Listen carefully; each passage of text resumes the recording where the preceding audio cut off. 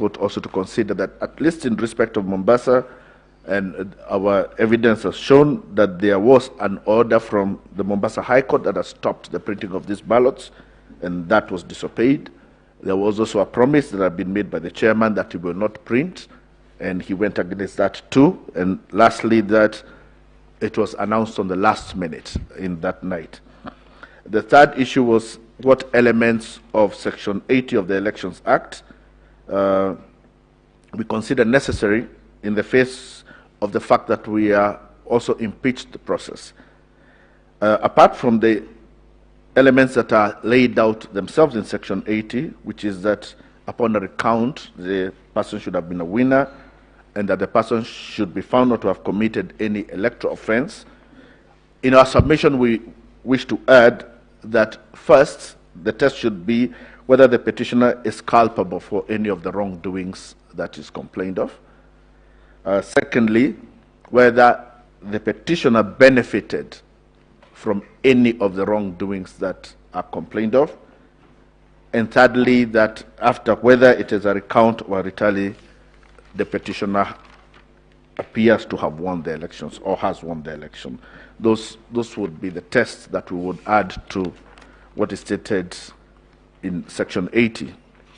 In respect of the question of image on the KIMS, the evidence that has been shown also even from the Commission is that the images are taken on a JPEG format, and the idea of the law of electronic transmission was that that image must appear as it is on the other end.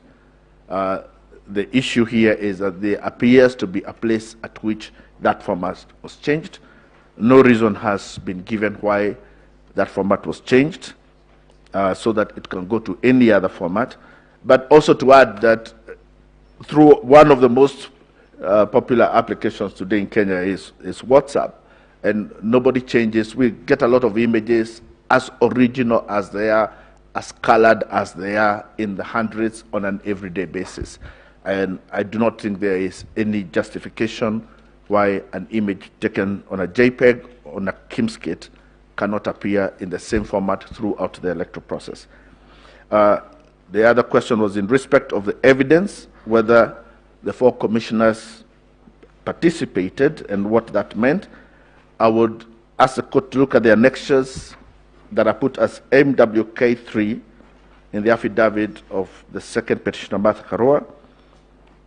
And in that flash disk, there are two incidences at the National Tallying Center.